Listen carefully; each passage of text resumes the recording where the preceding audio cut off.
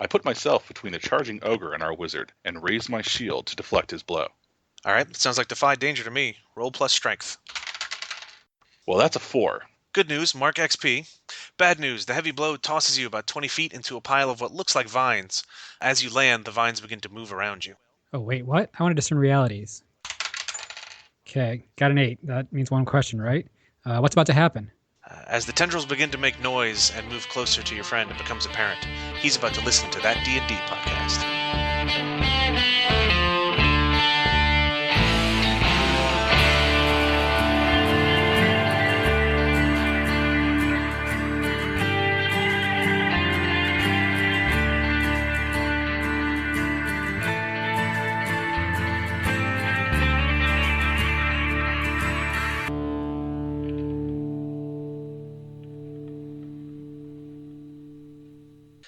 Hello, everybody. Thank you for downloading this latest episode of That D&D podcast. On the last episode with our Overland party, they went to the town of Coldoaks, where they found a array of various races coexisting and getting along.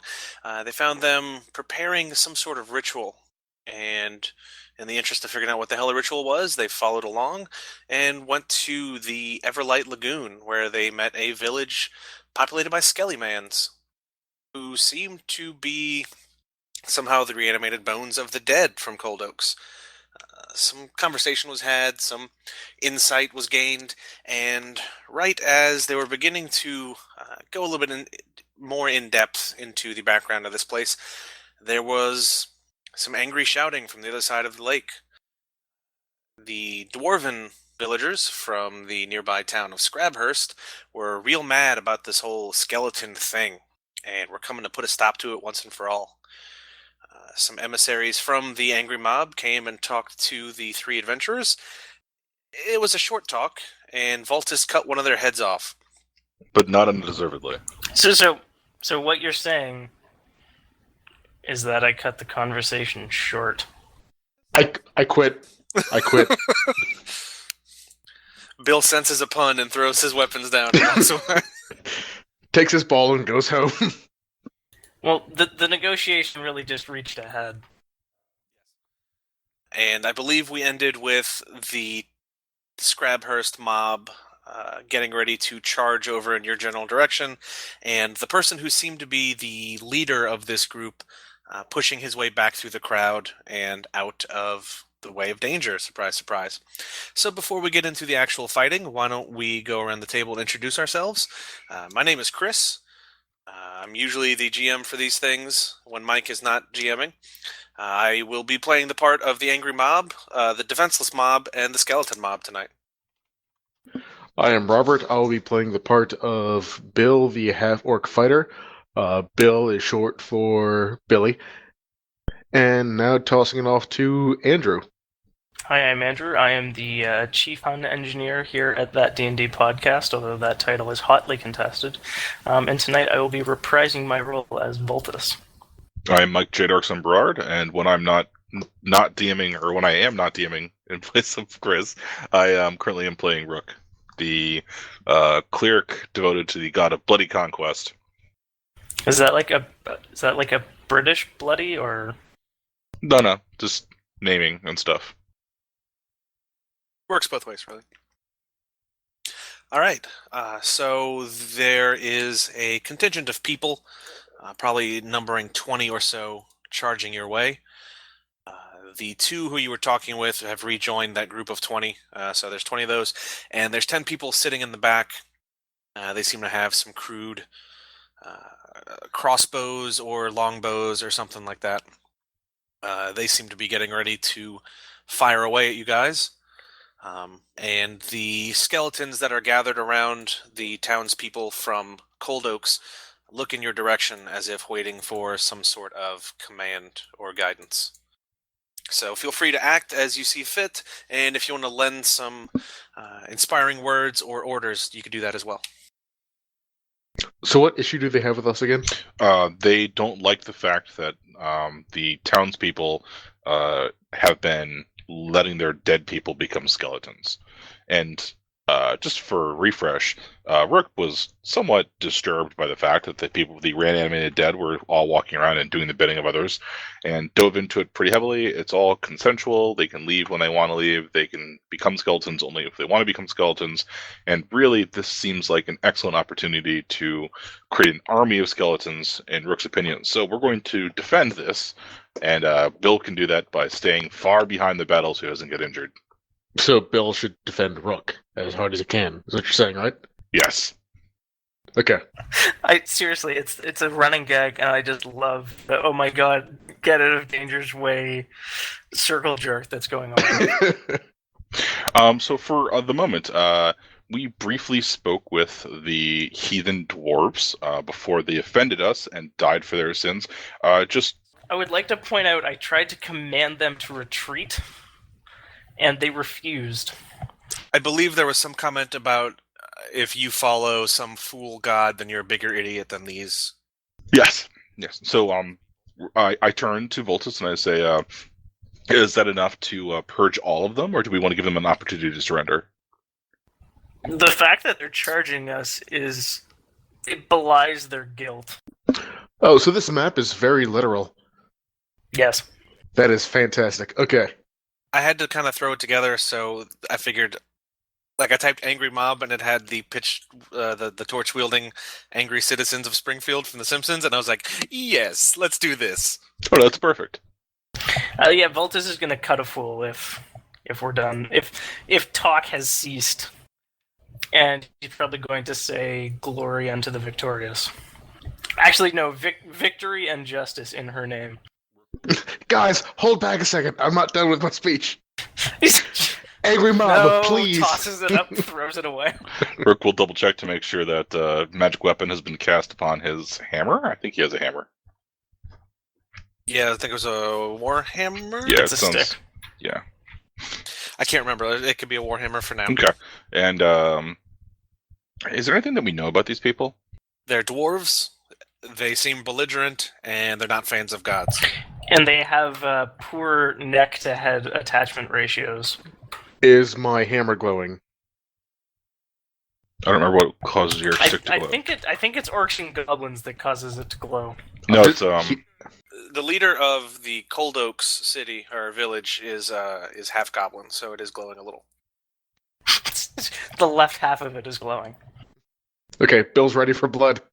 Anything to protect Rook. Magic missile into the crowd? Yeah. Fire away, friend. I forgot how to play. Hit them with your best shot. 2d6 plus int, isn't it? For Rook to cast a spell, 2d6 plus whiz. Even if it's a wizard spell?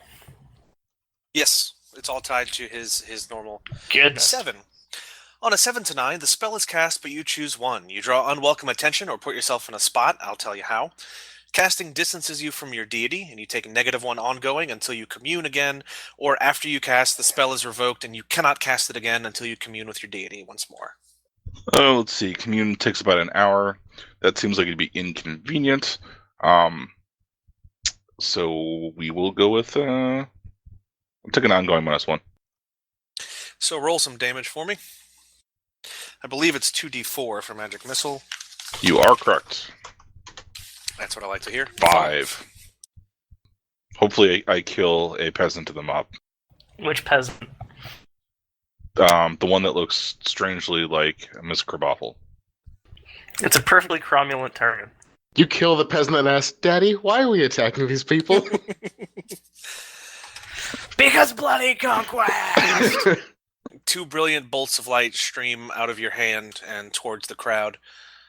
One seems to impact but dissipate on the armor, and another one hits someone and goes right through into their chest, and they fall down dead. Hooray! Let that be a lesson to you. If you continue going forward, more of you will be dead. They killed Edna! Kill him! And they're going to keep charging. So which one did I behead? Super Nintendo Chalmers. Good.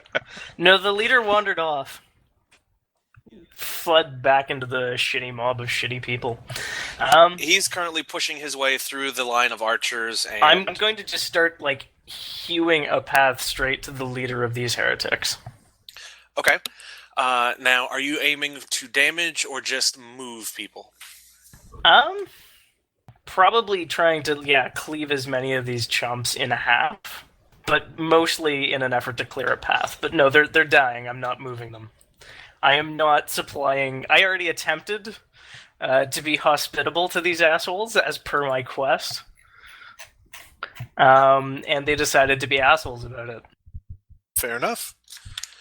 So if you would like to make a hack and slash to rend and tear through this wall of flesh, you are more than welcome to do so. How does a 9 work for you? A 9 works pretty well. Now, for those of you at home, a 9 means he gets to do his damage, but something happens to him as well. Goodness. 9 is like the best medium success you can get. Yay! 5 damages. As you push through, you get a nice shoulder charge. Some of them stagger backwards, and a cut sends 2 heads flying off into the crowd, and they begin to buffet you with burning torches. So roll me a d4. Actually, roll me 2d4. On the first one, subtract your armor from it, and the second one, do not subtract your armor from it. Because the second one is burning damage. Ha! I take 2 damage. Son of a bitch.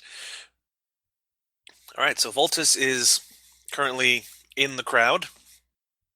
Don't forget to take your 2 off of your guy. Bill, you haven't done anything yet. Would you like to do a thing? Yes. What's the thing you would like to do? I see people looking at Rook funny. So instead of trying to go through the crowd, I run into the middle and just start to whirlwind with my hammer. Okay, this will be good. Would you like to... Okay, you're trying to get to the middle of them, yeah? Just kind of whirlwind as I walk through. Okay. Hammer tornado is what I want to do. I think they made a movie about that. So roll me a hack and slash. 13. Stupendous. Now, since you rolled over... Emphasis on the Since you rolled over a 10, if you would like, you can add 1d6 to the damage, but you will expose yourself to a counterattack. Yeah, I'll expose myself. That's what Bill's all about. Alright, so roll your damage plus a d6. I'm sorry. I'm sorry, Andrew. What other meaning is there to what I just said? The hammer is my penis. Oh. I don't get it. When you're older. Plus a d6. Yes! 15 damage. Oh, dude, I would just like to state, for the record, his weapon is messy. Oh, yeah. If he had rolled poorly, you would have found that out the hard way, Voltus. Oh, by the way, I avoid hitting Voltus. I know. This time. Holy shit, those are good rolls. Okay. You spin and spin and spin, and there are limbs flying. There is a coppery smell in the air as blood is just kind of an aerosol spray all over the place. Suddenly, though, you trip on a dead person, and that's all the time they need to form up around you and try to push you down onto the ground so you can't get free. Bill starts to laugh maniacally as he spins. You've killed 5 of them. You're not wounded yet, but they're slowly pressing you down. I would like to take this opportunity, sort of as the crowd is huddled on the whirling, mostly naked person, to charge the leader.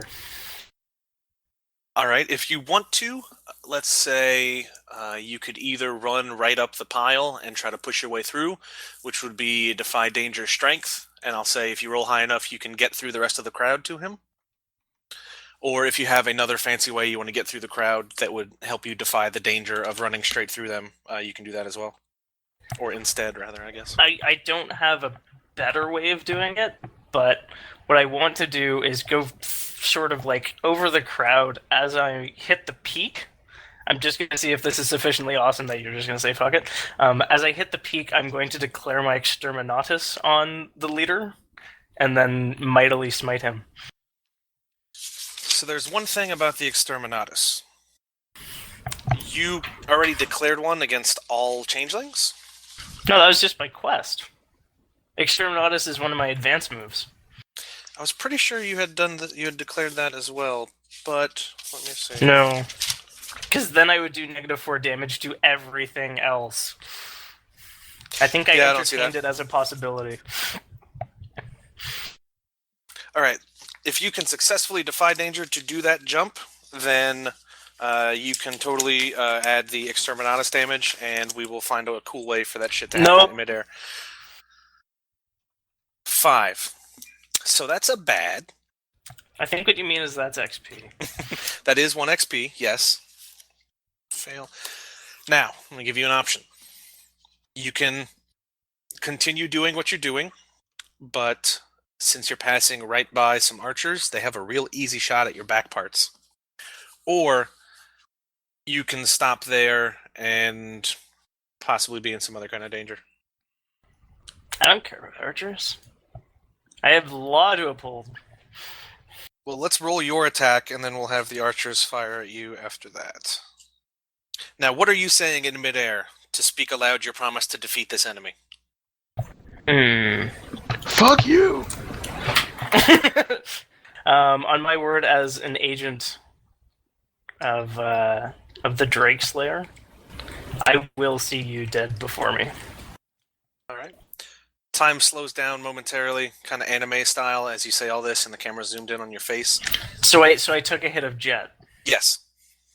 And it pans out to see your weapon engulfed in this holy aura of just fury and retribution. So as you fly, give me a hack and slash. Hey! All right, 10. That definitely hits. So if you want, you can add a d6 to that and open yourself up to counterattack. Do it. Can I just ask the quick metagaming question? I'm about to roll D10 plus 1 plus 2d4 damage. What are the odds of this poor bastard surviving that? Like, fuck it, I'll do it. Whatever. Exterminatus. Yeah, No. do Yeah. it. Hit him harder. Exterminatus doesn't mean I can, limit myself at this point. Yeah. And look at that. The first 3 dice I rolled all came out Right. ones. Could have been worse. Not really, but yeah. That's kind of impressive. As this leader of town is pushing his cowardly way through the forces that he brought here, he's not paying any attention to anything behind him, but suddenly there's a light that is flashing brighter than the torches nearby, and as he turns around, all he sees is a hot metal blade as it enters the front of his face, and he falls to the ground, dead. Exterminatus succeeded. Did you want to slow down time like Metal Gear Revengeance style and go wop, wop, wop, wop, wop, wop, wop, and just dice him to pieces? No, it'll be just a single decisive strike of justice. Actually, instead of just the blade entering first, I grab him by the throat and then just to the hilt. An entire longsword through this heathen skull. Nice. You now have a new sheath that has a beard attached to it. That's cool. The archers turn around. They get their shots off at you. Roll me 2d8, and then take the highest value of that, and then subtract your armor from it. 2 damage! You take 2 damage as many arrows plank off your back, and 2 of them find purchase in gaps in the armor. You stagger forward a little bit, and then they look down and see what you've done. I let the weight of the arrows sort of add to the force of me burying this sword in this heathen's face. Okay, I like it. The archers, upon seeing what you've done, immediately regret shooting you in the back and drop their crossbows, and they put their hands up. The mob that is pushing down on Bill, though, is not feeling as surrendery. Carried, pressed, Surrendery? dead. Surrenderful. Bill has not stopped spinning. Fortunately for them, though, you're on the ground, and they're just laying on top of you as you roll around on the floor. So Rook wades in trying to get Bill, and goes to smack somebody with his hammer. grab one of the peasants off. Oh, you rolled a 3 for that hack and slash roll. I, in fact, did roll a 3 for that hack and slash roll. Nice. All right. Are you tracking XP, or are we? Both of us should be. I've been writing it down, All but you do so as well. That way I can... It's nice to be double-checked on this sort of thing, because that first episode I missed a couple. Roll me your damage. I think it's this. Your damage is a D10. No, that's Bill. Rook, you are a D6 plus your blessed weapon, which is another D4, I believe. Yes, it's not actually D6 to D8, so... Well, that's much better. You inherited my dice. Wait, does Bill have anything other than just the D10 for his damage? Mm-mm. Have you not taken any of the various perks that give you more damage? I don't think I leveled up because I missed a session. Well, then no. Rook, you cut through one of the people who is on Bill's back, and right after that, you also cut into Bill. Well, it's a hammer, so probably I just bludgeoned Bill down. Yes, you knocked the wind out of him a little bit. Bill, what's your armor? Say 3. I think it's 2. It's probably 3, because I think he's in chain like I am. He is. Oh, no, because I've got a shield. No, Bill's got 3. Okay, I have 3. I have 3 written down on your sheet. I don't know why. Okay. Oh, because you have a shield and your scale armor. Okay. So, luckily there's a villager on your back to take most of the brunt of that. It's just, you feel this weird compression thing as if somebody gave you a big hug. Please, take the child! There are about 3 or 4 who are still on top of Bill. The rest are going to attempt to power right past Rook and head for the skeletons. Nah. What will you do to stop them then? 1 second, I have to take off my pants. That is definitely one way you can stop them, I suppose. As they turn towards the skeletons, who apparently have done relatively no wrong, Voltus is going to command them to stop and fight him instead. Are you going to I am the law them? Yeah.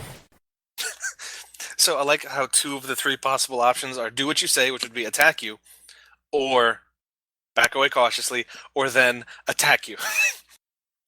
Hey! I think you stack it. Ooh, a 4. That's another fail experience. Let's see.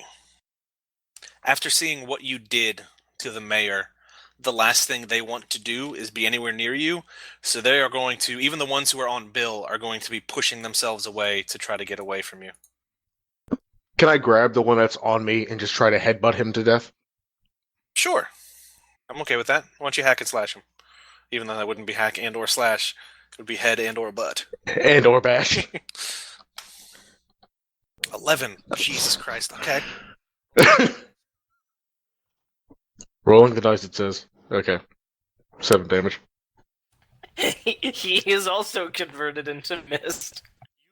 You grab the dwarf under the arms as you would a child, lift him up, and you headbutt him so hard, the neck stump is just the highest part of his body now. These dwarves have really shitty skulls. No, Bill As he's just trying has to a go real toward- good one. As he's trying to go toward Voltus, I grab him and say, "Where are you going, buddy?" And then just bash his head in with mine. Bill, give me a D4 for getting stepped on by the people trying to get away from you and your weird head pulping powers. So, okay, take 1 damage, you bastard. Rook, were you trying to, defy danger to hold back the mob, and you rolled a 5. I don't have control of my character. It is a good day for experience. Rook, you hold back a few, but the press of bodies is soon too much to fight against, and you are bowled over and trampled on as well. So give me a D4. Can I just roll it, or do I give it to you? I would like you to make it and mail it to me. Okay. I rolled a 1, and my armor is 1. I take no damage. Nice. You bounce off the ground, they step on you, but luckily these dwarves are the skinnier ones and don't crush your armor like aluminium. So, I guess Voltus is just going to stab some backs if people are going to ignore him, you know? They're there. They are yearning to be sorted. Okay. Are you giving? Or Oops, sorry, what? I was about to say, or just throw them on to Bill. I got a system going. Are you giving any commands to the archers that have surrendered? There's 10 of them who have not been harmed. They are unarmed and their hands are in the air. They're sort of staring at you.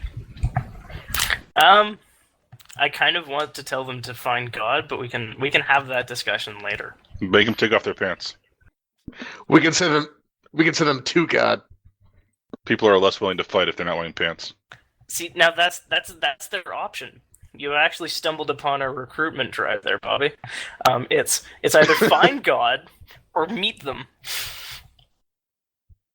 The only thing that Bill does is stumble upon things. He doesn't learn things; they just happen to him. So, is that just no commands right now for them? That's fine. If not, I'm just... No, they can just chill. They are beneath Voltus's notice right now. Okay. So you said you want to cut some bitches, and you rolled a 14, so cut some bitches you shall. Wow. Yeah. Them crit sixes. Yep. Would you like to add some damage to that for a small upcharge? Fucking Christ. If I could roll, like... Fuck it. 3 of them are cut down. They're not really even fighting you guys at this point. They are just charging headlong towards the skeletons, who have formed sort of a bony phalanx to try and stop the coming onslaught. I have that DVD. They've motioned to the villagers behind them to run, but they seem unprepared or paralyzed by fear or some mixture of the two. It's all the lights. They're like ear-cutting headlights. No bones about it. You're very humorous. Well, we've done good so far. I mean, at least they can't get sick. It's not like they're going to catch a femur. Bobby. We're slowly killing Chris. Bobby, roll me 7 D2s. Okay. That's about what you'd expect. It was 7 D2s, not 72s, right? Right. Okay. 3 of the villagers are cut down, and 4 of the skeletons are pulped by the heavy torches as the 2 walls of flesh and bone meet each other. Meet each other. Anyways, if no one else is doing anything, Voltus will stab some more fools. Yeah, Rook is going back toward the fray. That's your Bill. What'd I say? He's not wrong. Rook is still in the fray. I'm still... No. I think I haven't done... Voltus has done a thing. Rook has done... Yeah, Bill, do you want to do a thing before I do another thing? Because we'll just do a thing. Oh, Bill did a thing. Roll 2d6 for stabbing. Now, are you getting up before you start stabbing, or are you just... With a 7, does it matter? Well, just for cinematic purposes. Are you swinging for shins, or are you swinging for heads? They're dwarves. He can swing for both at the same time. I was about to say, he can sweep the leg and sweep the head at the same time. I think it's one of those things where I grab the guy in front of me and kind of haul myself up and smash his head in. I like it. Roll me some damage on that. Hey, thanks for the hand up! Come on.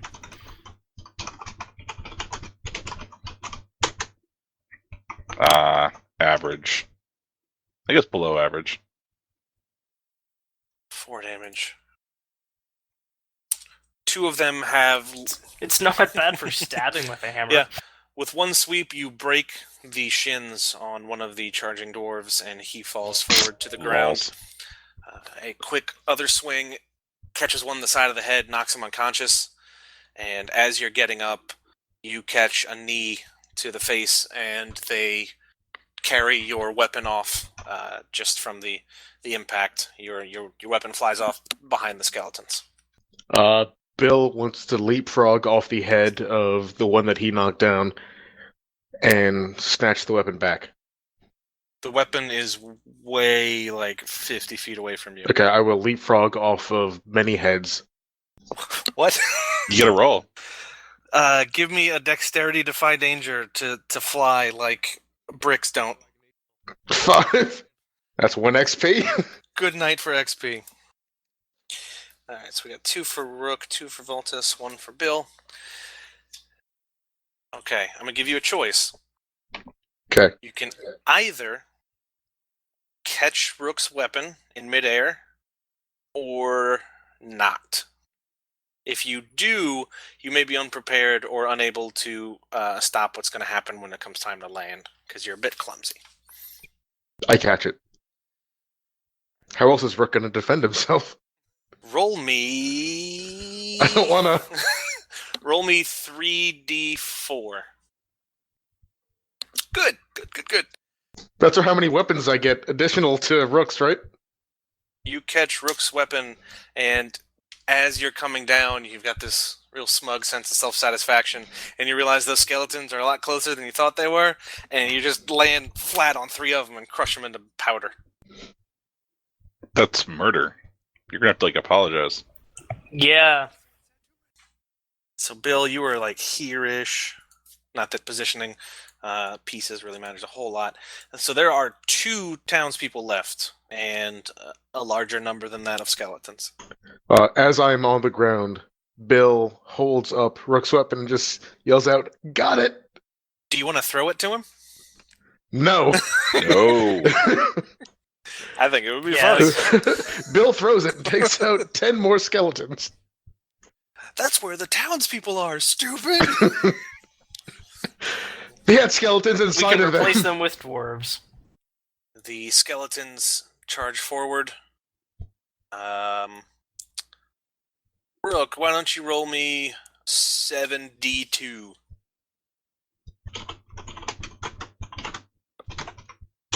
The few remaining villagers put up quite a fight, taking out most of the skeletons in this group. But finally they are put to the sword and are no more.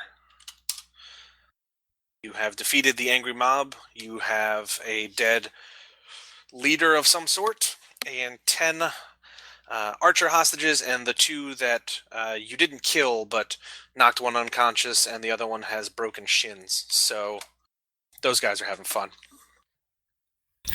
So the one with broken shins, Voltus is probably going to execute. Put him down like a horse, huh? Yeah, pretty much. How many skeletons total died? Let's see, 4 and 7, 11. Cool. So we have 10 hostages, 1 unconscious dwarf. That makes 11. Did you see what I'm driving at? Voltus loves to kill in prime numbers. I mean, I do, but why don't you spell it out for those people listening at home, just in case they don't? So one of Lash's things is kind of ironic justice, at least as it was described, or at least as Voltus interprets it. Yeah, there being 11 suddenly missing skeletons, and there's probably there actually is a specific maximum population of the skeletons that sort of help feed this village of relatively innocent people. So, I mean, they're down 11 people. They need 11 new skeletons, and we've got 11 volunteers. Are they actually volunteers? Yes. They chose to die. They engaged in mortal combat, but dying was an option. They tested their might. So the choice that Voltus is actually going to give them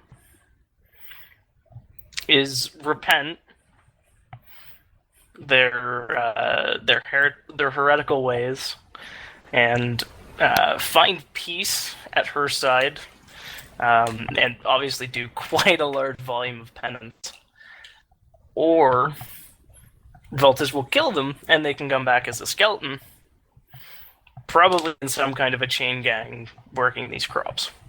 I like this idea, and I like this idea because it's going to help us determine whether or not we can forcibly make people join our skeleton armies later in other parts of the world when we put it to the torch in the name of God.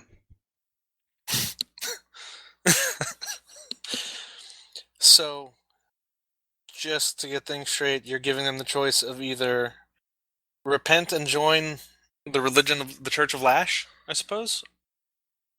Yes, specifically, I think technically they're Lasher Day Saints. yes. I hate you Yes, they are. sometimes. So their choices are that, or we'll kill you and throw you into the magical pond to see what happens. Pretty much. Yeah. Okay. Phew. Let's see. Why don't one of you roll me a parlay roll? How about an I am the law? Or is that... I mean, I think it's going to be functionally the same. It's 2d6 plus charisma. Yeah, but I am the law kind of gives them one order. This one is you're kind of trying to negotiate with them and say, hey, join us, and if you don't, we'll have to kill you. That's fair. So in this case, their leverage is living. Yes.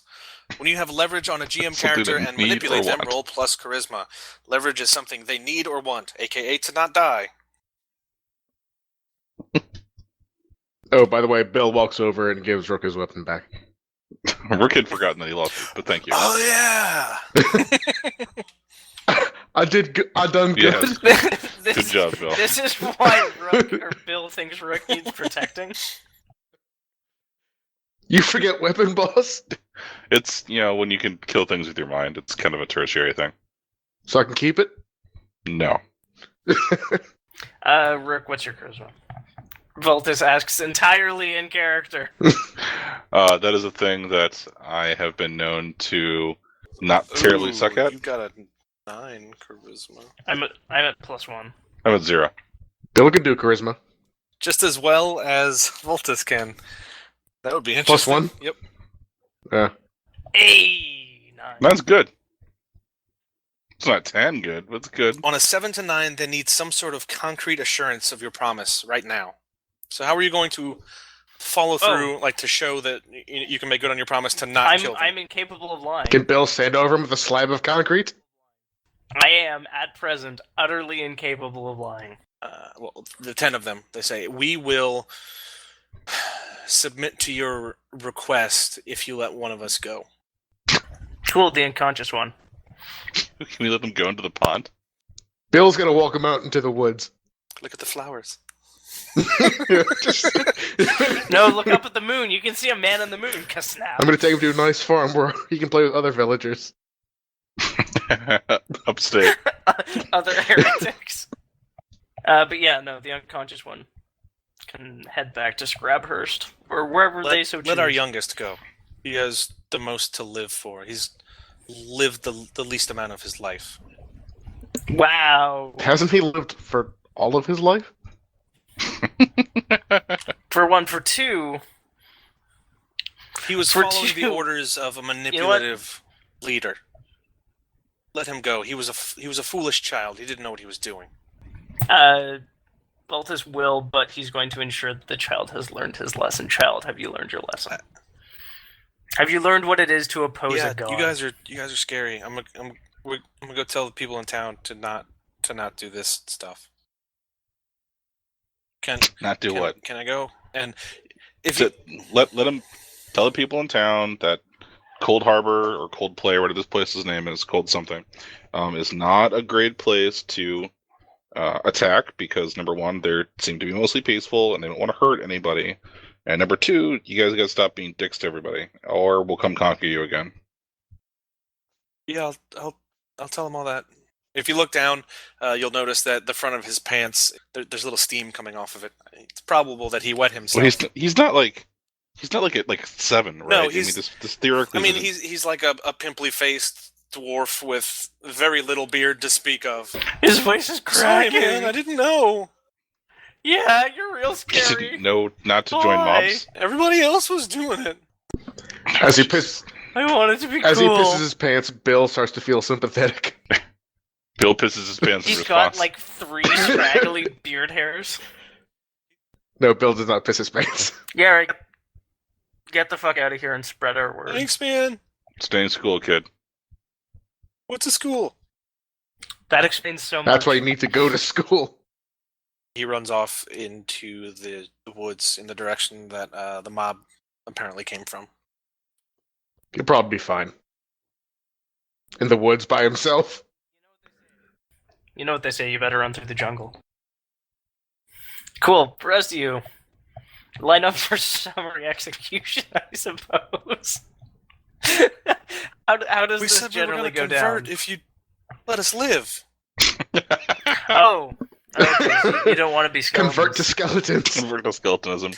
Yeah. Okay. Cool. At line up for summary Yeah, no. execution, two of them get up and try to run away with No, their no, hands tied behind he their back. misspoke. He misspoke.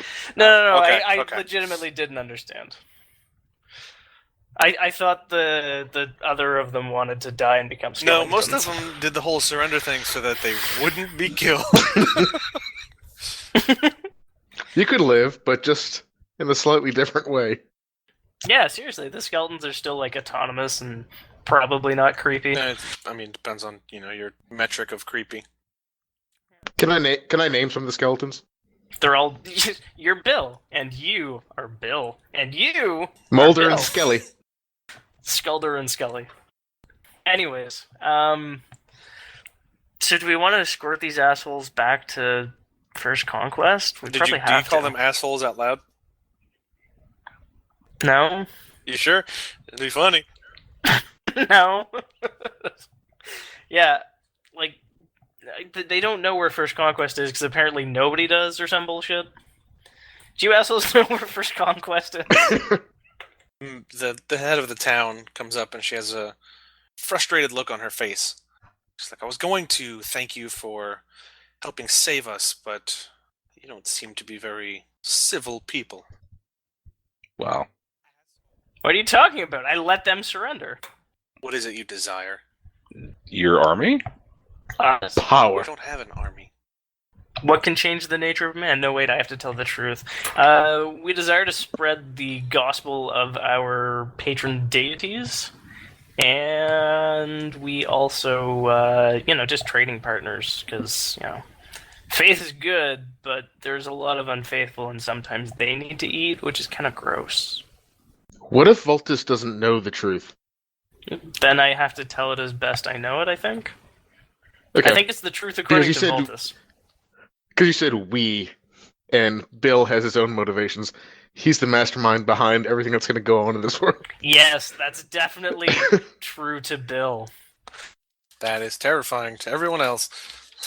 I have 2 notepads and I don't know where any of my notes are. It's great. It's just an icon you can put on your desktop if you want to.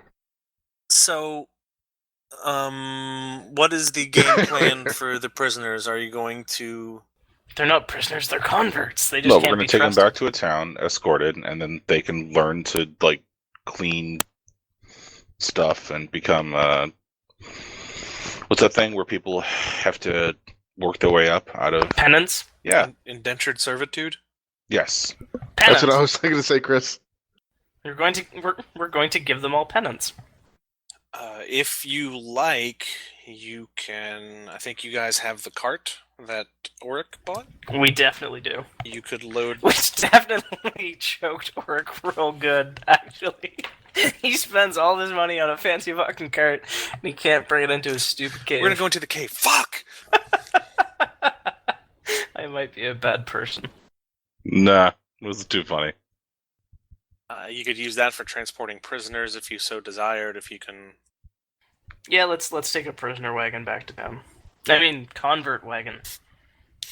Well, let's say if you wanted to, you could try to educate one of the people on the way to First Conquest and send them with the donkey. They're converts, they know nothing. John? We're not sending anybody with anything one, that of we the, have. one of the good Not townspeople. Donkey. One of the ones you didn't have They're to also convert at not knife to be point. trusted. They're also heretics. It's not a knife, it's a longsword. Oh, my bad. It's a long knife. Knife sword. It's a sword knife? Anyways. As you guys are deciding what to do, one of the skeletons comes up to talk to you all. It seems like it's the... I mean, it's kind of hard to tell them apart since, they're all skeletons. But Racist. Racist. All white people look the same to you, Chris? yes. Appears to be Roland, who is the leader of the Skelly-mans, and he is missing an arm. Is that one of the ones that Bill landed on? Shut up. That didn't happen. Wills just takes like one of the dwarf arms and just like swishes it around in the pool, and then like rubs it. So he's got one. on He's got Roland. one regular arm and one short arm. Yeah, but think of how Thanks, strong Dick. it is. He comes to you all, and you hear the whisper on the wind, since there's no actual sound coming out of the mouth except for the clacking of the jaws moving up and down. He says, "We are thankful that you arrived at this time of need. It is obvious that we are not able to live in peace as we had once hoped. The world has changed, and so we must change as well." Andrew, don't make a live in pieces joke. No, Voltus is actually genuinely sorry that we couldn't better defend them, and explains as such. And Bill is apologetic that he accidentally crushed some of them with his body. His fat, lumpy body.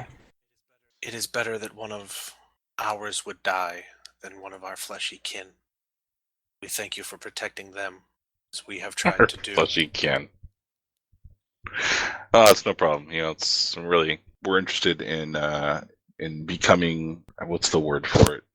It's like Acquainted? satellite facilities. Mercenary? No. No, we basically want to see if we can't take this pond on the road. If there is a way for us to repay your kindness, let us know. Can we get like a trimming from the tree that causes people to come back from life, and these are cause skeletons from the army of the water? It was the hive or whatever, right? Yeah. There is no tree. There is a stone at the bottom of the lagoon. Can it be reproduced? If we take a chunk of it, will anything bad happen? Or is it like blessed or something?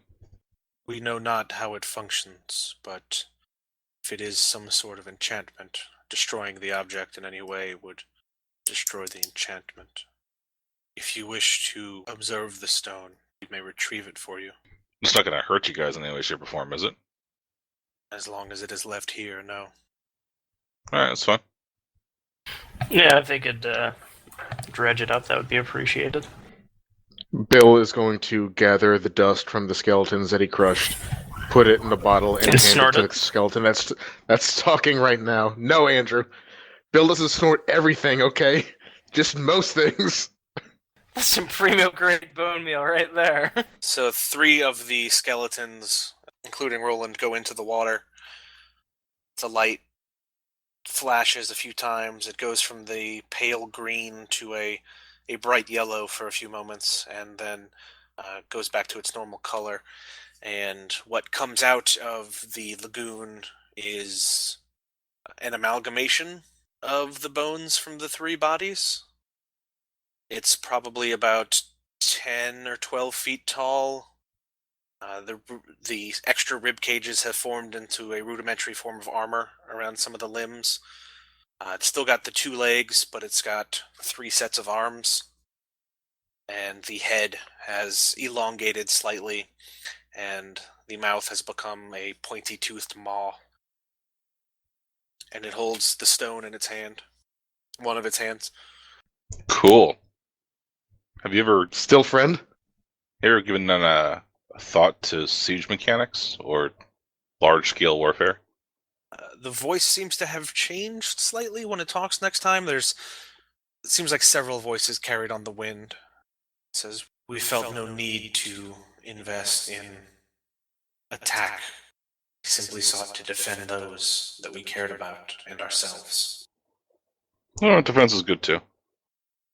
But as we have said, it is obvious that the world has changed, and so too must we." Bill wants to make a request that if he is to die, that his skeleton gets thrown into the same pond with a couple of other skeletons so that Bill can just fight forever. You will join the Skeleton Wars, Bill, we swear it. Thank you, friend Rook. Begun the Skeleton Wars have. I will die protecting you. Your intentions are noted. Neat. That sounded cool. You can tell where it's looking now. There's small green flames in the eye sockets. Green that flame. dart back and forth to take you all in. Rook, what are you doing? So Rook does the thing that he's good at for opens himself up to the situation and to the voice of blood, the goddess of bloody conquest, and I'm trying to find out more about the stone. They've brought the stone out to us. I'd like to find out enough about it that I can figure out if I could replicate it or if it's the sort of thing that I could quest for or something. So I'm going to ask, is a discern realities roll? Is anything here not what it appears to be? As far as you can tell, everything is what it appears to be at first glance, including the weird, real tall, 3 sets of armed new monster town leader. So what's really in control of the stone? It's a slight variation of who's really in control here, but yeah, I'm trying to learn more about it. So like Rook will sit down on the ground and take out his holy symbol and kind of pray over the stone a little bit to try to find out more about it. You would think that since the life force seems to be tied to this stone, that they would need it to some degree. Actually, you know what, I'm gonna rescind that. What is not what it appears to be. Now that the stone is above the water, you can hear some whispers that seem to be floating on the air towards the skeletons, and it seems that they're getting their voice from this thing. You're not sure if it is speaking for them or telling them what to say, or the sound has to come from somewhere, so it's coming out of the stone before it can come out of the skeletons. But it seems like there's an abnormal energy flow that you wouldn't expect from the stone that's carrying some extra stuff. So maybe it seems like the skeletons are being controlled by the sentience in the stone? Yes, when you try to focus on who is in control, you get the feeling that the stone is in control of the situation. Not so much a who, but a what. Right. Obviously the stone is valuable. But they still choose it, and they can still choose to go off and die. Maybe what we consider choice in this situation is not No, but nothing lied. right, but it would be equivalent to let's say like the whole set is incorporated into the whole. So even if the once Gefstone. Right. All of those skeletons answered to the best of their knowledge. Okay, so I'm not able to find out anything about duplicating the stone, or if it's like some part of a bigger whole, or if there's some sort of energies that I could trace back to some sort of source, or anything relating to finding another one.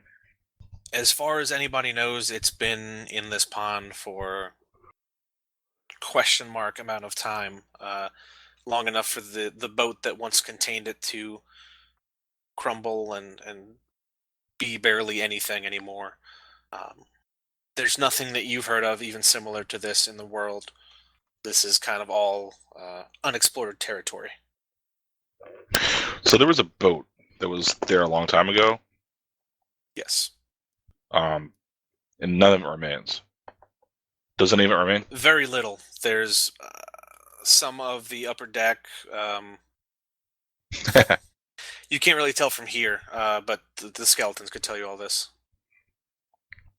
Yeah. Can you guys describe in detail about this boat? Because we want to find out if there's like a way for us to, because you are super useful and super helpful, and we think that spreading your concept to other places would be very useful. So if we can find something about the boat, maybe we can trace the boat back to its source and figure out where it got the stone from. The Stitcher stone arrived on the boat. It is said to be centuries ago. No body was ever found with the boat. There's an empty box it appears to have fallen out of, and it began to leak its energies to the surrounding wilds. Know little of its origin, save from a set of robes inside the box that are still intact. You bring us the robes? If you so desire. Yeah, man, we just want to check them out. And, if we're eating up too much of your time, let us know, and we'll figure out some other way to investigate. I'm gonna mentally edit that skeleton's line to "as you wish." What he realized that the skeleton was saying, "I love you." There's a sort of hissing laugh in the air. Time is something we have much of. That's probably good. And it trumps off into the water. Did we kill the wrong people? No, those guys couldn't make... Dwarves can make more dwarves, but at a rate that's much too slow for my needs. Because you want skeletons to make more and bigger skeletons? Not to mention the dwarves that we rather soundly beat up in combat. Like, their leader was a coward, and, like, I squished it. Like, it got squished. Bill suddenly remembers and then starts to take some of the dwarf head, starts to smear some of the dwarf head off of his head. Smack it to the ground. I forgot. I also hope that Lash was watching when I, like, grabbed that dwarf by the throat.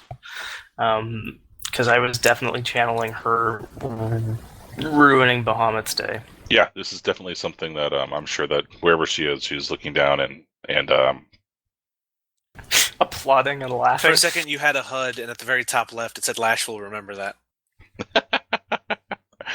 Lash loves this. So one of the not giant skeletons walks out a little while later. He's got the ruined box, and he carries it over to where the three of you are gathered, and drops it onto the ground where it tumps over, and gross, slimy swamp water pours out. Let's open it up. Inside, you find a brilliant blue robe that seems unaffected by the really gross, muddy water that was in there. And there are the remains of a leather-bound journal, and by that I mean there is a leather cover, a spine, and then there is mush. Hey, Bill, hold the robes above your head. It's good for business. Hold them above my head.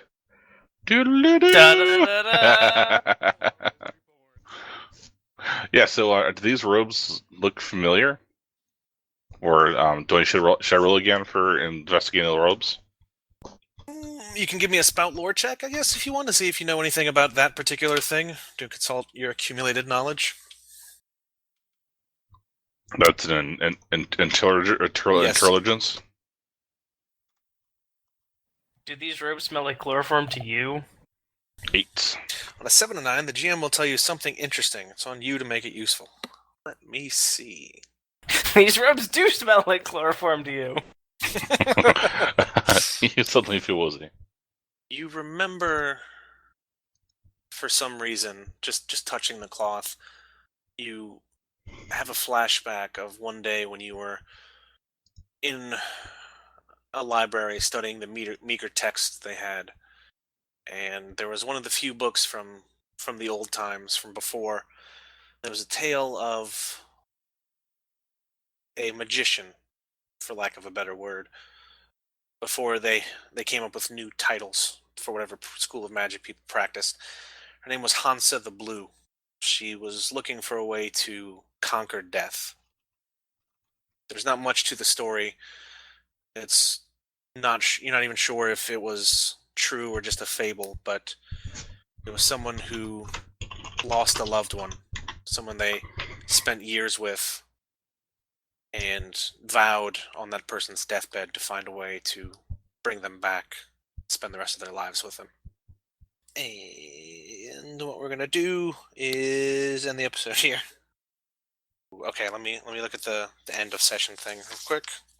I was really hoping that was a Koro artifact. That Bill would just immediately discard. Because he doesn't know anything about wizard shit. Tiny man have clean clothes. Me no care. Rip. Use as toilet paper. When you reach the end of a session, choose one of your bonds that you feel is resolved, completely explored, no longer relevant, or otherwise. Do any of you feel like you have completely explored or anything one of your bonds? Nope. I've got one for Bill, which is Bill is a brave soul, and I have much to learn from him. And Bill's just inability to fuck up hack and slash this session, I think, is going to sort of evolve that to the next level where Bill is clearly some kind of weapons master, and I should see if I can't pick up any martial techniques. Like, that whirlwind bullshit was next level. It wasn't bullshit. I killed like 4 dudes. How about Bill has proven himself to be a master of combat, and I will dedicate myself to learning from him. Sold. Do you need an extra +1 because you saw me headbutt that dwarf's head off? That's impressive. All right, so now we have the alignments. So, Voltis, did you deny mercy to a criminal or unbeliever? I like to think so. Well, you gave mercy to those unbelievers, and that guy who said he was gonna run back home. He's spreading the word of terror and fear, and I demanded that the rest of them basically live out their lives in servitude. I will defer to your judgment, though. Fuck, I don't know. It seems like it's right on the line, because you kind of did, and then there's no spot where you kind of didn't, because there was that guy who broke his legs, and you fucking murdered him. But you did do that, so it doesn't matter whether there was a time where you didn't, I guess, since you did at one point. So, yeah, take an XP for that. Rook, did you endanger yourself following the precepts of your church or god? I like to think so. Bloody conquest, killing dwarves. And then, more tentatively, I literally endangered myself and took damage trying to save the skeleton people out of the goal, I guess more of a long-term goal, of bringing more skeleton people in the world for the goddess of bloody slaughter. You're still Lash. No. I can get behind that. Rook hasn't played any sort of practical jokes on anyone. Bill, did you defend those weaker than you? The skeletons were pretty weak. As I crushed their brittle bones. That was not on purpose. You helped defend the townspeople, so I'm gonna give you a point for that, if nothing else. Okay. I broke my pen. Fixed it.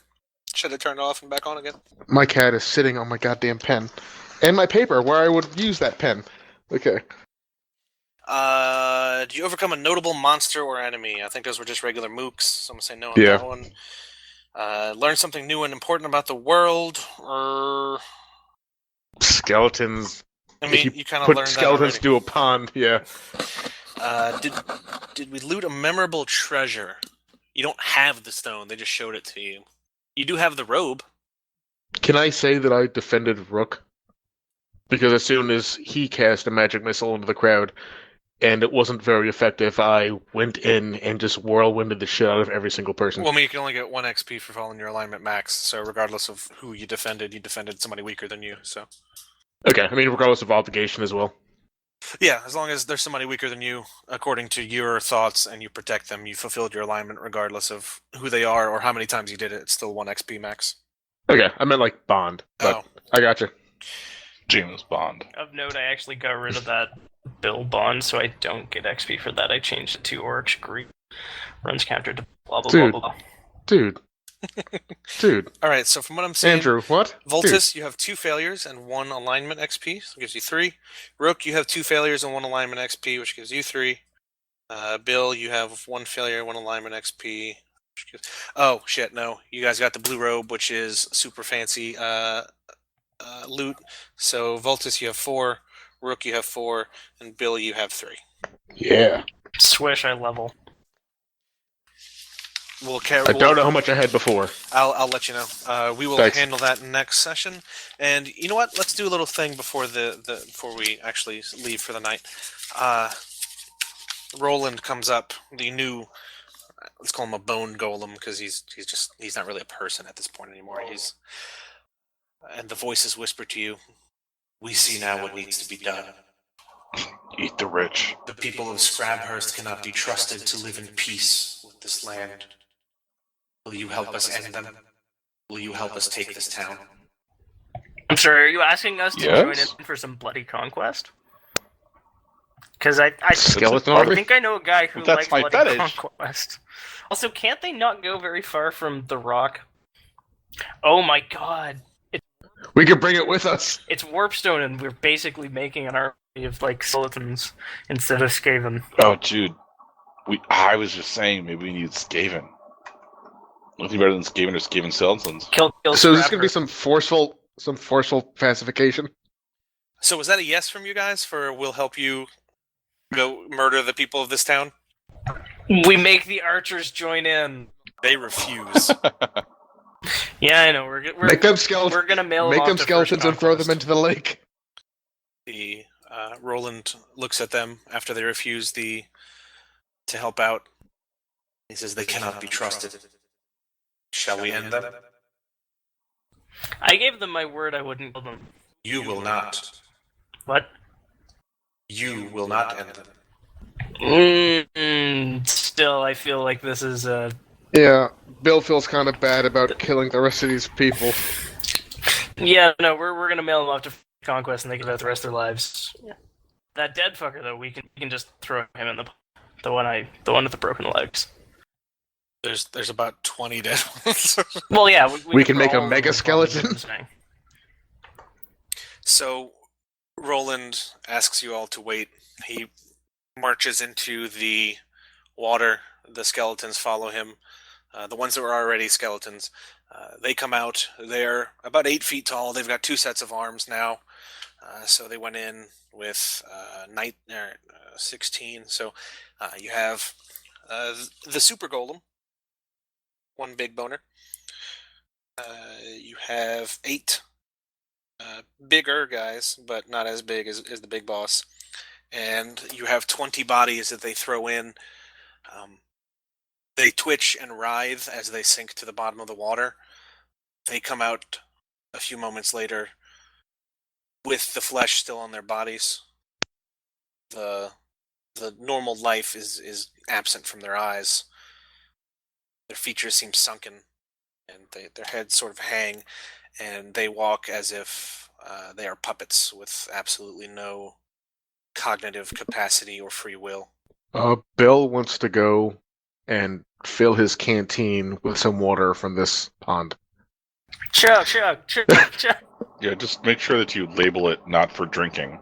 As if Bill could write or read. Bill gets out his quill and ink, and he goes, non-potable. No, but he seriously does fill up his canteen. Shall we march? Yeah, can we trust one of the townsfolk to get these 9 back to First Conquest? On our cart? Yeah, the townsfolk from Coldoaks. Wait, didn't they will- have... Oh, no, they didn't have traders. They just had, people with carts. None of them were traveling merchants. The people from Coldoaks will get the prisoners and lead them off back towards town. Say, the less we know about this, the better. And then they just walk off into the woods. Shall we depart? I mean, I guess. Man, the Cold Oaks people are really wet blankets. Something like that, I guess. Alright, so, yeah, we're going to end for real there. Where you guys can decide when we come back next time whether you want to march on this town and kill everybody inside now that the fighting force has been slain. They'll get a chance to repent. Sure. I will give them a chance to repent, and if the Bone Golem refuses, I will behead it, as is my tradition. We're not going to let the Bone Golem get beheaded. I mean, if they refuse, we could just, let's take a walk out to this lake back here. Alright, so yes, thank you everybody for downloading this episode. Hopefully you had fun listening to things get murdered and people fall on things. Hopefully the other side of the podcast is more happy, fluffy / non-murdering. Spoiler alert, it's not! I mean, no, it totally is. For them, it's all about how many puppies do you adopt this week? They are starting a puppy and bunny rescue operation. They call it Hoppy Floofs and Booper Snoots. It just happens to be inside of the town that we're about to murder with skeletons. That's alright, we'll bring them back as skeletons. Yes. So anyway, thank you everybody for downloading this episode. We hope you stick around and continue to listen. Of course, if you would be so kind as to leave us a review on iTunes, it would be greatly appreciated. Also, visit our website at thatdndpodcast.com, where you can check our archives. We have it all broken down by campaign and everything for easier ear viewing. What do you call it? Listening. Fuck.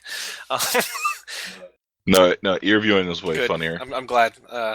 Anyway, yes, like, share, subscribe, and keep on rocking in the free world. That D&D podcast is released under Creative Commons 2.0, Attribution, Non-Commercial, No Derivative License. Tell your friends about us, but don't chop out the good stuff, and don't sell our work. The intro music is The Last Ones by Jahzzar, that's Jahzzar. It can be found at the Free Music Archive. The outro music is Kopika, Kopeika, by Et, that's ET_, and can also be found at the Free Music Archive. All other copyrighted content is owned by their associated copyright holder.